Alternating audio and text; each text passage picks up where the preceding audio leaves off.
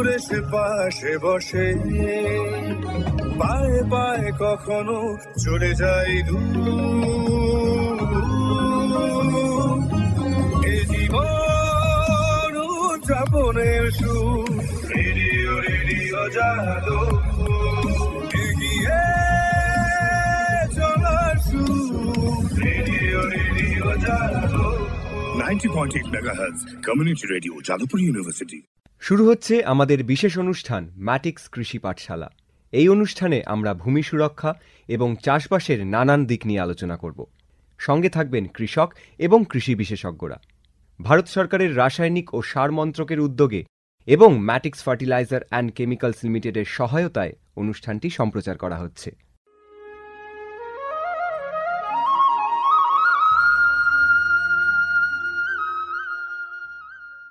আজকের বিষয় সুস্থিত কৃষির লক্ষ্যে প্রাকৃতিক কৃষি। এ বিষয়ে আলোচনা করেছেন কৃষি বিশেষজ্ঞ ডক্টর মণিদীপ্ত সাহা। তার সঙ্গে কথা বলেছেন লাকি বণিক। কৃষি সংক্রান্ত ঘোষণার ঠিক পরেই শুনবেন এই বিশেষ আলোচনা।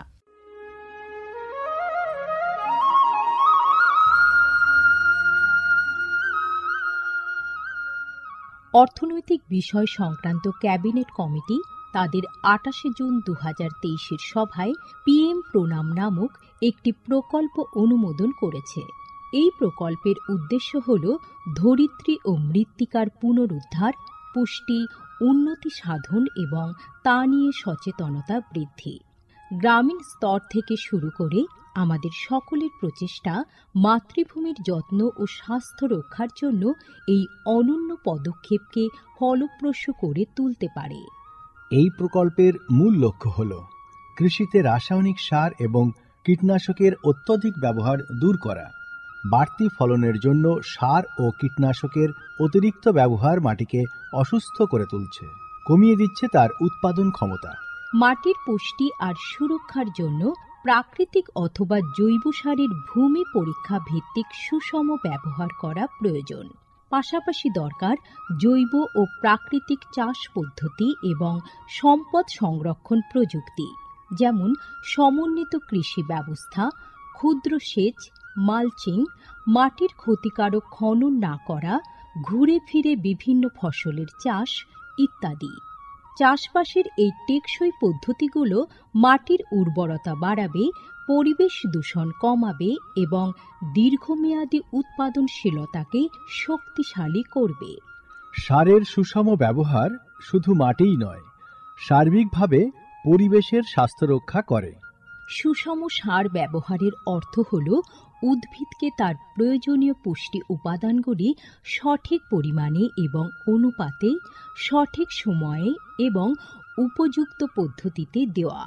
সংশ্লিষ্ট রাজ্য বিশ্ববিদ্যালয়গুলি ইতিমধ্যেই তাদের এলাকায় উৎপাদিত ফসলের প্রয়োজন অনুসারে এর ডোজগুলি নির্ধারণ করেছে। সঠিক মাত্রায় সার ব্যবহার করলে ফলন যেমন বাড়বে, তেমনি বাড়বে ফসলের গুণমান। ভালোভাবে পোষিত মাটিতে ফলানো ফল, শাকসবজি ও শস্য প্রয়োজনীয় পুষ্টিতে ভরপুর আর সুস্বাদু হয়। ফলনের বৃদ্ধি আর উন্নত গুণমান আমাদের কৃষকদের জন্য নিয়ে আসবে বেশি মুনাফাও। শুধু বেশি ফসল নয়, উন্নততর ফসল আমাদের লক্ষ্য। এই কৌশলে লাভবান হবে প্রত্যেকে, আমাদের কৃষকরা, আমাদের পরিবেশ এবং সর্বোপরি আমরা সকলে। বিচার বিবেচনার সঙ্গে পরিপোষক ব্যবহার করলে কেবল ফলনই বাড়ে না, প্রজন্মের পর প্রজন্ম জমি থাকে উর্বর। সুতরাং আসুন, একটি উজ্জ্বল এবং স্থায়ী কৃষি ভবিষ্যতের জন্য আমরা সুষম সার ব্যবহারের প্রচার ও অনুশীলন চালিয়ে যাই।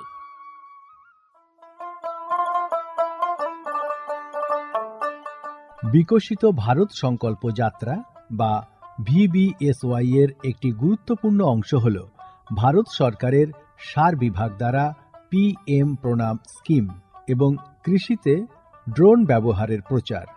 সারের সুষম ব্যবহার এবং ন্যানো সারের ব্যবহার নিশ্চিত করার কাজে সার বিভাগ বিভিন্ন সংস্থা ও মানুষকে নিযুক্ত করেছে, যেমন বিভিন্ন সার উৎপাদনকারী সংস্থা, প্রধানমন্ত্রী কৃষি সমৃদ্ধি কেন্দ্র বা PMKSK-গুলি ফিল্ড অফিসার এবং নোডাল অফিসারদের। VBSY এর একটি প্রধান দিক হল বিভিন্ন শস্য এবং গাছপালার ওপর ন্যানো এবং জল দ্রবণীয় সার স্প্রে করার কাজে ড্রোনের ব্যাপক ব্যবহার। এই উদ্যোগের ফলে 29টি রাজ্য ও কেন্দ্রশাসিত অঞ্চলের বিভিন্ন জেলায় হাজার হাজার ড্রোন প্রদর্শন হয়েছে। এই পদ্ধতিটি হাতে কলমে দেখিয়ে দেওয়ায় আধুনিক কৃষি প্রযুক্তি গ্রহণের সুবিধাগুলি মানুষের কাছে আরও স্পষ্ট ও বিশ্বাসযোগ্য হয়ে উঠেছে। এই জনসংযোগ কর্মসূচিগুলি দীর্ঘমেয়াদী কৃষি অনুশীলনের সুফল সম্পর্কে নাগরিকদের অবহিত করতে একটা বড় ভূমিকা পালন করেছে। সারা দেশ জুড়ে লক্ষাধিক দর্শক ড্রোনের প্রদর্শনী প্রত্যক্ষ করেছেন। প্রচলিত ইউরিয়ার চেয়ে ন্যানো ইউরিয়ার উপকারিতা বিষয়ে সচেতন হয়ে কৃষকরা ন্যানো সার প্রয়োগে গভীর আগ্রহ দেখিয়েছেন। এই কর্মসূচির আলাপ আলোচনায় উঠে এসেছে জৈব চাষের উপযোগিতা, যা প্রমাণ করে চাষের এই সব অনুশীলনগুলি নিয়ে কৃষকদের সচেতনতা। উৎসাহী কৃষকরা কৃষিতে ড্রোন প্রযুক্তির বিষয়ে আগ্রহ প্রকাশ করেছেন। এই আধুনিক কৌশলগুলির অর্থনৈতিক কার্যকারিতা কৃষকদের নতুন দিশা দেখিয়েছে, কৃষিতে এক স্থায়ী এবং সাশ্রয়ী পদ্ধতির পথ প্রশস্ত করেছে। মাননীয় প্রধানমন্ত্রী মহিলা কিষাণ ড্রোন কেন্দ্র চালু করেছেন। এটি মহিলা স্বনির্ভর গোষ্ঠীগুলিকে ড্রোন সরবরাহ করবে, যাতে তারা এই প্রযুক্তি ব্যবহার করে জীবিকা নির্বাহ করতে পারে। VBSY প্রোগ্রামের রূপায়ণে PMKSK-গুলি সক্রিয় ভূমিকা পালন করছে। একে অপরের সঙ্গে এই সহযোগিতাই আমাদের পাথেয়। বিকশিত ভারত সংকল্প যাত্রা শুধু একটি যাত্রা নয়, এটি ভারতীয় কৃষির দীর্ঘমেয়াদী এবং প্রযুক্তিগতভাবে উন্নত ভবিষ্যতের দিকে একটি গুরুত্বপূর্ণ পদক্ষেপ। যাত্রাপথে এটি জাতির কৃষিকে সম্পূর্ণ পুনর্নির্মাণ করা, উদ্ভাবনকে উৎসাহিত করা এবং সবার জন্য একটি সবুজ, আরও সমৃদ্ধ ভবিষ্যৎ নিশ্চিত করায় অঙ্গীকারবদ্ধ। ড্রোন প্রযুক্তি, ন্যানো সার এবং দীর্ঘমেয়াদী কৃষি অনুশীলনের প্রচারের মাধ্যমে এটি কেবল সচেতনতায় তৈরি করছে না, আরও সমৃদ্ধ এবং পরিবেশ বান্ধব ভবিষ্যতের জন্য নব প্রযুক্তিকে গ্রহণ করতে কৃষকদের অনুপ্রাণিত করছে। এই কৃষি বিপ্লবের গতি প্রকৃতি প্রত্যক্ষ করলে এটা স্পষ্ট হয় যে VBSY একটি বিকশিত, উন্নত এবং দীর্ঘজীবী ভারতের বীজ বপন করছে।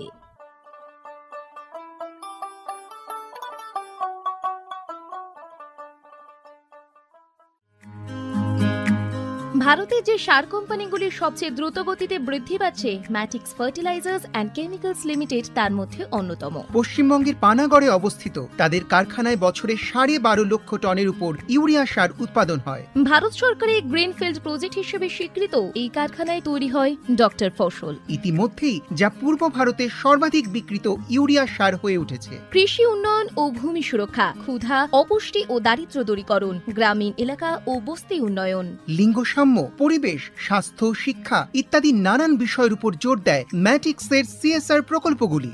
ম্যাটিক্স এক সবুজ ভবিষ্যতের অঙ্গীকার।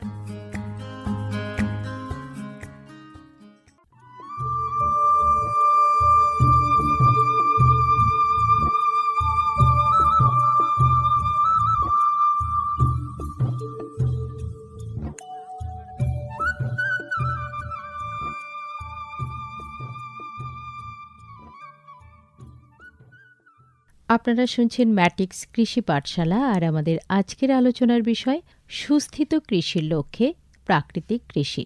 এ বিষয়ে আলোচনা করবেন ডক্টর মণিদীপ্ত সাহা, যিনি সোনারপুরের শস্য শ্যামলা কৃষি বিজ্ঞান কেন্দ্রের কৃষি বিশেষজ্ঞ। নমস্কার মণিদীপ্তবাবু। নমস্কার।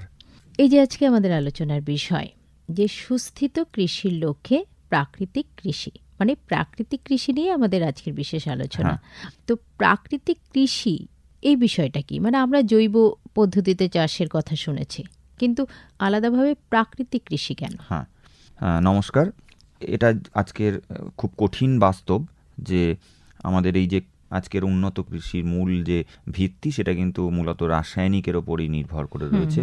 এবং এই যে নিবিড় চাষ অধিক উৎপাদনের জন্য আমাদের এই যে বিপুল খাদ্য চাহিদা সেইটাকে পরিপূরণ করার জন্য যে নিবিড় চাষ, এই সবগুলোর মূল ভিতটাই দাঁড়িয়ে আছে মূলত রাসায়নিক ব্যবস্থাটার ওপরে। একদমই। এর ফলে যেটা ঘটেছে সেটা হলো যে আমাদের এই যে মাটি এবং মাটির সাথে জল, জলের সাথে বাতাস এবং তার সাথে আমাদের এই প্রাণী জগৎ অর্থাৎ মানুষ, বিভিন্ন কীট পতঙ্গ, গবাদি পশু, মাছ, যত প্রাণী রয়েছে, যে আমরা যদি এটাকে একটা পরিবেশ বলি বা এটাকে একটা বাস্তুতন্ত্র বলি, এই সামগ্রিক বাস্তুতন্ত্রটা আজকে কিন্তু অসুস্থ, ভীষণভাবে তারা ক্ষতিগ্রস্ত। আমরা হয়তো উৎপাদনটাকে তুলে আনতে পেরেছি, আমাদের আজকে যে খাদ্যের সেই স্বয়ং নির্ভরতা যে সেইটাকে আমরা সম্পূর্ণ করতে পেরেছি, আমাদের হয়তো খাদ্যের ঘাটতি সেই অর্থে সেভাবে নেই, কিন্তু ঘাটতি কোথায় আছে?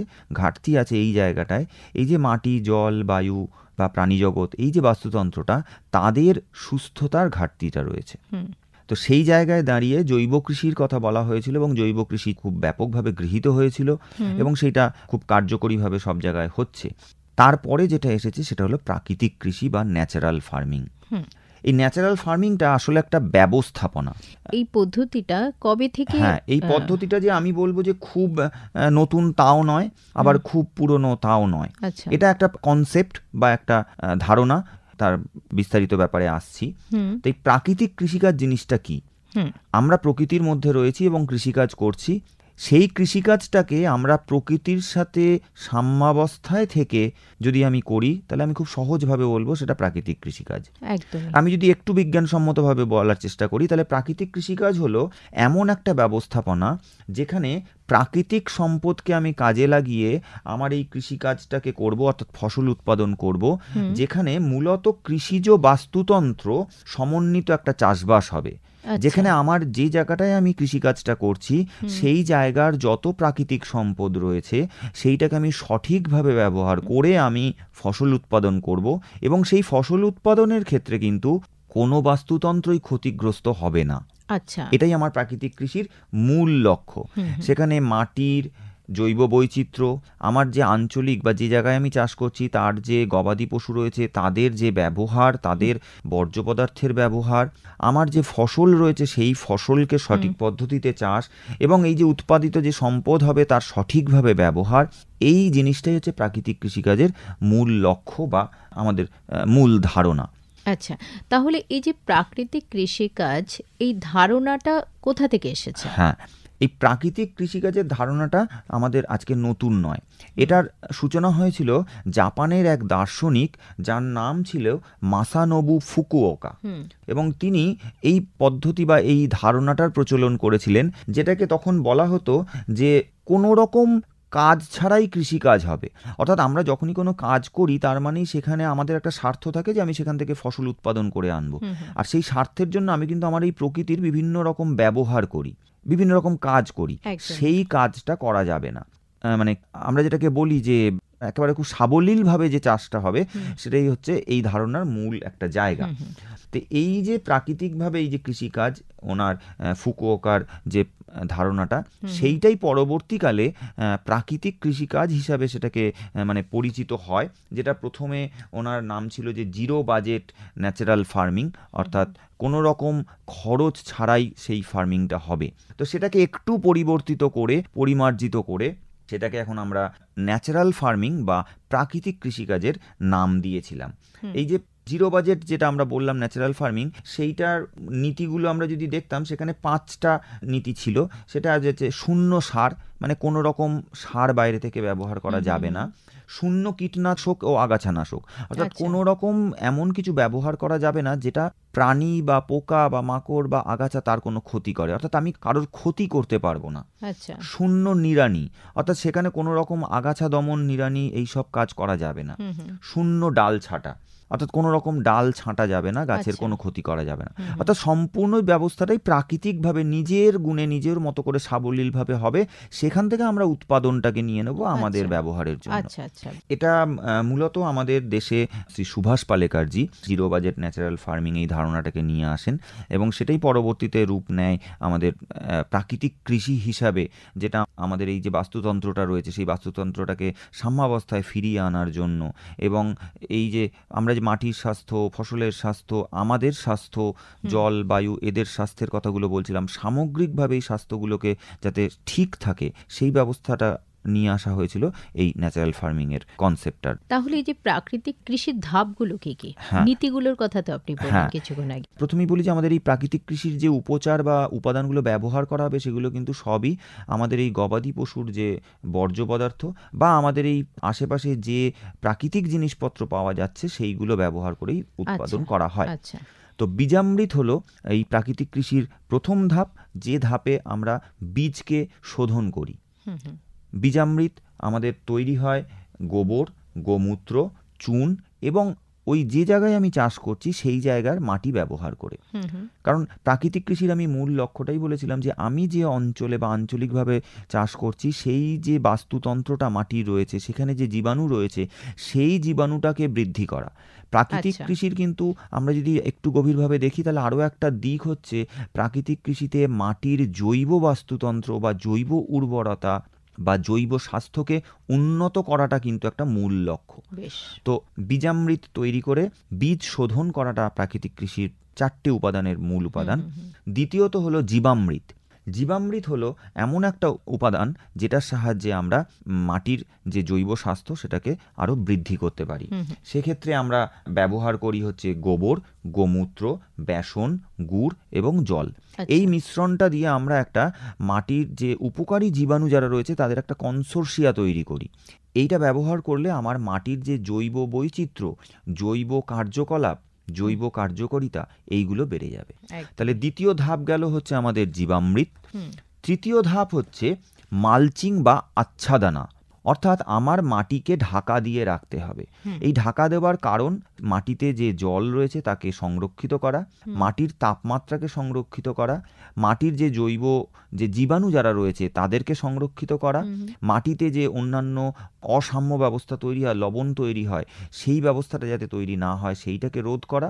অর্থাৎ এই আচ্ছাদনা প্রক্রিয়ার কিন্তু অনেকগুলো দিক রয়েছে। তাহলে এই বিভিন্ন ধরনের কৃষিজ আবর্জনা অর্থাৎ ঘাস, পাতা, কলাপাতা, খড়, এই ধরনের জিনিস দিয়ে আমি গাছের গোড়া বা মাটিকে যদি ঢেকে রাখি তাহলে সে কিন্তু মাটির এই যে জল সংরক্ষণ, তাপমাত্রা সংরক্ষণ, জীবাণুদের সংরক্ষণ, এই কাজগুলো তারা করবে। ফলে দেখুন জল সংরক্ষিত থাকার ফলে সেচের প্রয়োজন হলো না বেশি এবং মাটিতে যে জীবাণু রয়েছে তাদের কার্যকারিতা বাড়িয়ে দিল, আগাছানাশকের ব্যবহার কম হলো, সাথে সাথে মাটির যে উর্বরতা সেটা কিন্তু আগের থেকে বৃদ্ধি পেল। এইবার চতুর্থ যে ধাপটি সেটা হলো ভাপসা বা আর্দ্রতা বজায় রাখা। অর্থাৎ এই যে আমি যে কাজগুলো করলাম, জীবামৃত ব্যবহার করলাম, আচ্ছাদনা ব্যবহার করলাম, কিছু ক্ষেত্রে বীজামৃত মাটিতে ব্যবহার করলাম, এই ব্যবহার করার ফলে মাটির যে কণা রয়েছে তার ভেতর যে ছোট ছোট ম্যাক্রো এবং মাইক্রো সূক্ষ্ম সূক্ষ্ম ছিদ্র আছে তার মধ্যে বায়ু এবং জল থাকাটা অত্যন্ত আবশ্যিক। কারণ শিকড় এবং জীবাণু দুজনেরই জল ও বাতাসের প্রয়োজন। তাহলে এই আচ্ছাদনা প্রক্রিয়া, জীবামৃত ব্যবহার বা প্রাকৃতিক কৃষির যে ধাপগুলো রয়েছে সেগুলো করে আমি মাটিতে আর্দ্রতার বজায় রাখলাম বা ভাপসা কন্ডিশন বা অবস্থাটাকে বজায় রাখলাম। তাহলে গাছের শিকড় বাতাসও পেল এবং জলও পেল। আচ্ছা। তাহলে গাছ সঠিকভাবে খাবার পেল, জীবাণুরা সঠিকভাবে কাজকর্ম করতে পারলো এবং আমার আগের তুলনায় সারের প্রয়োজন কমে গেল, কীটনাশকের বা আগাছানাশকের কোনো প্রয়োজন ঘটল না এবং আমি আগের থেকে গাছের স্বাস্থ্যকে আরও ত্বরান্বিত বা উন্নত করতে পারলাম। মানে গাছের স্বাস্থ্যের তো উন্নতি হলোই, পাশাপাশি মাটির স্বাস্থ্যটাও হলো এবং যেটা বেশি গুরুত্বপূর্ণ, কৃষকের কিন্তু অত্যাধিক খরচ হলো না। কারণ প্রাকৃতিক কৃষিতে আমি পরবর্তীতে আরও যে কয়েকটা উপচারের কথা বলবো, যে এই যে আমি জীবামৃত, বীজামৃতের কথা বললাম, এইগুলো সাধারণত গোবর, গোমূত্র, দুধ, দই, ঘি, এই উপাদানগুলো দিয়ে তৈরি হয় যেগুলো সহজলভ্য। এগুলোর অতিরিক্ত কোনো খরচ নেই, চাষির কাছেই তার রয়েছে এবং যেহেতু আমি ওই অঞ্চলের মাটি নিয়েই এইগুলো তৈরি করছি ফলে সেই যে বায়োডাইভার্সিটি, জৈব বৈচিত্র্য, সেটাও কিন্তু আগের থেকে উন্নত হলো। ফলে কৃষি খরচ আগের থেকে অনেক কমে গেল। তাহলে এই 4টে ধাপ, বীজামৃত, জীবামৃত, আচ্ছাদনা এবং ভাপসা, এই 4টে ধাপ দিয়ে কিন্তু আমাদের প্রাকৃতিক কৃষি পরিচালিত হয়। তাহলে যে প্রাকৃতিক কৃষি এবং জৈব কৃষি, এই দুটোর মধ্যে পার্থক্যটা কোন কোন জায়গায়? আমাদের প্রাকৃতিক কৃষির যে মূলনীতি সেখানে হচ্ছে আমরা যেমন এই প্রাকৃতিক উপাদানগুলোকে ব্যবহার করব, সেখানে বাইরের কোনো রকম উপাদান আসবে না। আমরা মাটি ঢেকে রাখবো সারা বছরের জন্য আচ্ছাদনার মাধ্যমে। এই আচ্ছাদনার মধ্যে কিন্তু আমি যেমন ঘাস পাতা এগুলোর কথা বললাম, খড়ের কথা বললাম, সাথে সাথে বিভিন্ন ধরনের মাটি ঢেকে রাখা ফসল যেগুলো রয়েছে সেই ফসলের চাষটাকেও কিন্তু আমরা আচ্ছাদনার মধ্যে অন্তর্ভুক্ত করি। এবং সাথে সাথে যে জৈব উপচার যেগুলো বললাম সেইগুলোর ব্যবহার করতে হবে। তো আমাদের এই যে জৈব কৃষি আর প্রাকৃতিক কৃষি মূলত একদিক থেকে দেখতে গেলে একই রকম, কিন্তু সামান্য একটা সূক্ষ্ম পার্থক্য রয়েছে। যেমন জৈব কৃষিতে আমরা বিভিন্ন রকম জৈব উপাদান, জৈব সার ব্যবহার করতে পারি, বা আমরা বাইরে থেকে যে জৈব উপাদানগুলো নিয়ে এসে ব্যবহার করতে পারি। কিন্তু প্রাকৃতিক কৃষিতে কিন্তু আমাদের এই উপচারগুলো নিজেদের খামার বা নিজেদের জায়গাতেই বানাতে হবে, সেগুলো নিজেদের উপাদান দিয়েই বানিয়ে ব্যবহার করতে হবে। সেখানে বাইরে থেকে কোনো রকম উপাদান আনা যাবে না, সেখানে রাসায়নিকের কোনো ব্যবহার চলবে না। সেই উপাদানগুলো কিন্তু সবই হচ্ছে আমার খামারের রয়েছে বা আঞ্চলিকভাবে যেগুলো রয়েছে সেইগুলো, সেগুলোকে রিসাইকেল করা হিসেবে। এটা এক কথায় আমরা বলতে পারি যে আমাদের যে প্রাকৃতিক সম্পদ তার আবার পুনর্ব্যবহার। যেমন পঞ্চগব্যর ক্ষেত্রে আমরা যে উপাদানগুলো ব্যবহার করি সেইগুলোর ক্ষেত্রে কিন্তু আমরা আমাদের যেমন রয়েছে ধরুন গোবর, গোমূত্র, দুধ, দই এবং ঘি, এটা পঞ্চগব্যর ক্ষেত্রে আমরা ব্যবহার করি। শস্যগব্যর ক্ষেত্রে আমরা বিভিন্ন রকম এই যে গোবর, গোমূত্র, মাটি, গুড়, চুন এবং সবজির খোসা, এগুলো সবই আমাদের নিজেদের প্রাকৃতিক সম্পদ, আমাদের নিজেদের ব্যবহারযোগ্য সম্পদ, এইগুলোকে কিন্তু আমরা ব্যবহার করছি। কিন্তু যে ঘি বলছেন, হ্যাঁ, এই ক্ষেত্রে অনেকের একটুখানি মানে কনফিউশন বা একটু চিন্তার বিষয় হয়ে যেতে পারে যে ঘি ব্যবহার করা হয়, কিন্তু আমরা যখন উপাদানটা তৈরি করার ক্ষেত্রে এর ওজন বা আয়তন যখন আমরা দেখব, দেখা যায় যে এর পরিমাণ খুব সামান্যই লাগে। ফলে সেক্ষেত্রে ভয় পাওয়ার কোনো কারণ নেই যে দুধ, দই, ঘি এইগুলো যে প্রচুর পরিমাণে লাগবে, কারণ এই উপচারগুলো এতটাই কার্যকরী এবং উৎপাদন করবার সময় এগুলোর পরিমাণ খুব কম লাগে। যেমন আমি যদি একটু পঞ্চগব্যর কথা বলি, তো পঞ্চগব্যর ক্ষেত্রে আমরা 5 কেজি গোবর, তার সাথে 3 লিটার গোমূত্র, 2 লিটার দুধ, 1 কেজি ঘি আর 2 কেজি টক দই, এইটা হচ্ছে আমাদের টোটাল 200 লিটার বানাবার জন্য প্রয়োজন হয়। আচ্ছা, সেটা কতটা জমিতে দেওয়া যাবে? এবার এইটাকে কিন্তু আমরা এর থেকে আমরা 30 গ্রাম পঞ্চগব্য নিয়ে আমরা 1 লিটার জলে নিয়ে আমরা যদি গাছে স্প্রে করি, সেক্ষেত্রে কিন্তু আমার 1 বিঘা জমির জন্য যথেষ্ট। কিন্তু এটাকে আমরা সংরক্ষণ কতদিন করা যায়? এই উপচারগুলোর ক্ষেত্রে এটাগুলো বিভিন্ন ক্ষেত্রে বিভিন্ন রকম, তবে মোটামুটি 2 থেকে 7 দিনের মধ্যে এগুলো প্রস্তুত হয়ে যায়। এবং এগুলোকে আমরা আমাদের গবেষণার মাধ্যমে দেখেছি যে, বা বিভিন্ন বিজ্ঞানীরা দেখেছেন যে এটা মোটামুটি 40 থেকে 45 দিনের মধ্যে এর কার্যকারিতা সর্বোচ্চ থাকে। অর্থাৎ এই উপচারগুলো আমরা খুব সহজেই তৈরি করতে পারি, খুব সহজেই ব্যবহার করে নিতে পারি। ফলে আমরা বারবার পরামর্শ দিই যে যখন প্রয়োজন হবে সেই মুহূর্তে বানিয়ে নেওয়া, এবং অল্প পরিমাণে বানাতে হবে, কারণ এটা সরাসরি তো প্রয়োগ নয়, এটাকে আমরা জলে গুলে নিয়ে আরো লঘু করে ব্যবহার করছি, ফলে পরিমাণে অল্প বানালেই কিন্তু সেটা যথেষ্ট। তো সেই জন্য এগুলোর কার্যকারিতা অনেক বেশি। এবং কতদিন অন্তর অন্তর দিতে হবে সেরকম কোনো ব্যাপার আছে কি? কিছু ক্ষেত্রে সেগুলো ব্যবহার রয়েছে, সেগুলো বিশেষজ্ঞের কাছ থেকে জেনে নিতে হবে ফসল অনুসারে। যেমন পঞ্চগব্য, শস্যগব্য এগুলো 15 দিন অন্তর অন্তর স্প্রে করা যেতে পারে, বা জলে সেচের মাধ্যমে মাটিতে দেওয়া যেতে পারে। বীজামৃত আমরা বীজ শোধনের ক্ষেত্রে ব্যবহার করতে পারি, সেটা আমরা প্রথমেই ব্যবহার করে নেব। এছাড়াও যেগুলো মানে বায়োস্টিমুলেন্ট বা কীটনাশক যেগুলো রয়েছে, সেইগুলোও কিন্তু আমরা তৈরি করে নিয়েই ব্যবহার করার কথা বারবার বলে থাকি। তো এই যে এই প্রাকৃতিক কৃষি, এখানে যেটা বুঝলাম যে মাটির স্বাস্থ্য ভালো থাকছে, গাছেরও স্বাস্থ্য ভালো থাকছে, যথেষ্ট ফসল পাওয়া যাচ্ছে, কিন্তু রোগ পোকা দমনটা কি এই প্রাকৃতিক কৃষিতে করা সম্ভব? অবশ্যই অবশ্যই। প্রাকৃতিক কৃষিতে আমরা বারবার বলেছি কোনো রকম রাসায়নিকের কিছু ব্যবহার নেই, এবং পুরোপুরি এই প্রাকৃতিক উপাদান বা উপচার যেগুলো তৈরি করছি সেইগুলিরই ব্যবহার। তো সেক্ষেত্রে প্রাকৃতিক কৃষির ক্ষেত্রে যে ধরনের প্রাকৃতিক কীটনাশক তৈরি করার কথা বলা রয়েছে, যেমন নিমাস্ত্র, আগ্নেয়াস্ত্র, কুনাপাজালা, দশপর্ণী, এরকম বিভিন্ন নামের উপচার তৈরি করা যায়, যেগুলো মানে নিমাস্ত্র, মানে নিম পাতা দিয়ে নিম পাতা এরকম দিয়ে, কিছু? হ্যাঁ আচ্ছা। অবশ্যই প্রাকৃতিকভাবে পাওয়া যে গাছের পাতা যেগুলোর এই ঔষধি গুণগুলো রয়েছে সেইগুলো দিয়ে তৈরি করে আমরা কিন্তু প্রাকৃতিকভাবে এই ফসলের যে রোগ পোকা, আমাদের এখানে দমনের থেকেও আমি বেশি জোর দেবো যে প্রাকৃতিক কৃষিতে যেটা লক্ষ্য যেটা, সেটা হলো যে এই পোকামাকড়দের দমন না করে তাদেরকে বিতাড়ন করা, অর্থাৎ দূর করে দেওয়া। আচ্ছা। কারণ আমাদের প্রাকৃতিক কৃষির লক্ষ্যটা হচ্ছে যে কারোরই কোনো বাস্তুতন্ত্রই ক্ষতিগ্রস্ত হবে না। আমরা রাসায়নিক ব্যবহার করলে, যে আমাদের কীটনাশক ব্যবহার করার ফলে যে বন্ধু পোকা বা উপকারী জীবাণু যারা রয়েছে তারা যেমন নষ্ট হয়ে যায়, এক্ষেত্রে কিন্তু সেইটা হওয়ার সেটা হবে সম্ভাবনা না। নেই। আচ্ছা। এক্ষেত্রে মূলত তারা বিতাড়িত হয়, অর্থাৎ তারা না, দূরে বন্ধু পোকা তো থাকবেই, কিন্তু শত্রু পোকা যারা তারা কিন্তু বিতাড়িত হবে। আচ্ছা। তো সেক্ষেত্রে নিমাস্ত্র, যেমন আমরা এই নিম পাতা সহযোগে যে তৈরি করা উপচার একটা, গোমূত্র, গোবর, জল, এইটা দিয়ে নিমাস্ত্র তৈরি করা হয়।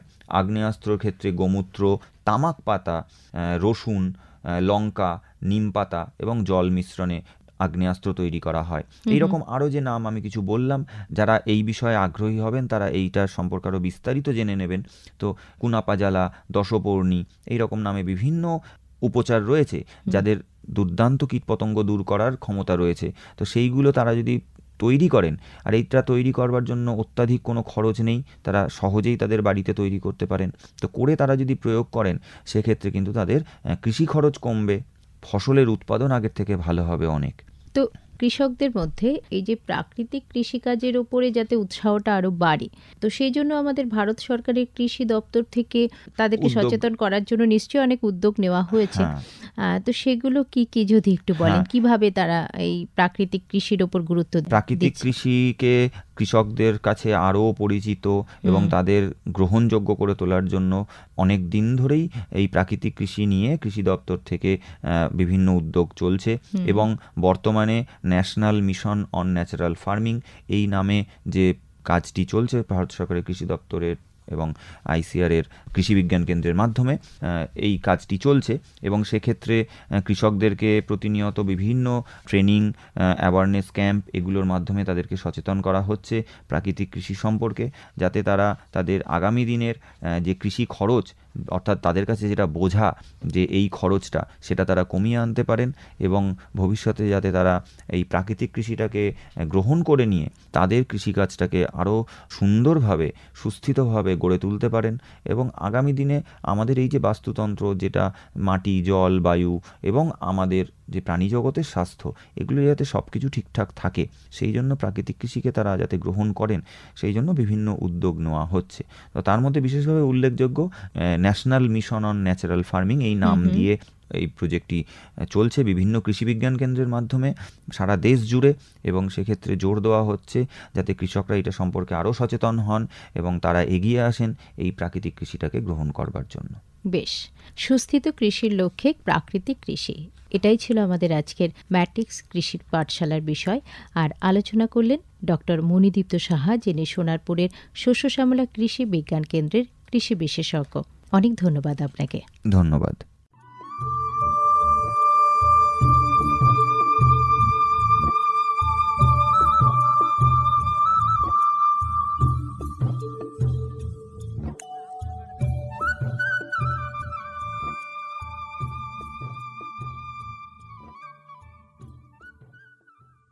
এতক্ষণ শুনলেন আমাদের বিশেষ অনুষ্ঠান ম্যাটিক্স কৃষি পাঠশালা, ভারত সরকারের রাসায়নিক ও সার মন্ত্রকের উদ্যোগে এবং ম্যাটিক্স ফার্টিলাইজার অ্যান্ড কেমিক্যালস লিমিটেডের সহায়তায় অনুষ্ঠানটি সম্প্রচার করা হলো। কেমন লাগলো এই অনুষ্ঠান আমাদের জানাতে পারেন। আমাদের ফোন নম্বর 0332457262, email ID radiojeu@gmail.com, YouTube channel radio JU এবং ইনস্টাগ্রাম radio_ju। আজকের মতো ম্যাটিক্স কৃষি পাঠশালা এই পর্যন্ত। শুনতে থাকুন কমিউনিটি রেডিও জেইউ 90.8 মেগাহার্টজ। ভারতে যে সার কোম্পানিগুলির সবচেয়ে দ্রুত গতিতে বৃদ্ধি পাচ্ছে ম্যাটিক্স ফার্টিলাইজার্স অ্যান্ড কেমিক্যালস লিমিটেড তার মধ্যে অন্যতম। পশ্চিমবঙ্গের পানাগড়ে অবস্থিত তাদের কারখানায় বছরে 12.5 লক্ষ টনের উপর ইউরিয়া সার উৎপাদন হয়। ভারত সরকারের গ্রিনফিল্ড প্রজেক্ট হিসেবে স্বীকৃত এই কারখানায় তৈরি হয় ডক্টর ফসল। ইতিমধ্যেই যা পূর্ব ভারতে সর্বাধিক বিক্রিত ইউরিয়া সার হয়ে উঠেছে। কৃষি উন্নয়ন ও ভূমি সুরক্ষা, ক্ষুধা, অপুষ্টি ও দারিদ্র্য দূরীকরণ, গ্রামীণ এলাকা ও বস্তি উন্নয়ন, লিঙ্গ সাম্য, পরিবেশ, স্বাস্থ্য, শিক্ষা ইত্যাদি নানান বিষয়ের উপর জোর দেয় ম্যাটিক্সের সিএসআর প্রকল্পগুলি। ম্যাটিক্স, এক সবুজ ভবিষ্যতের অঙ্গীকার।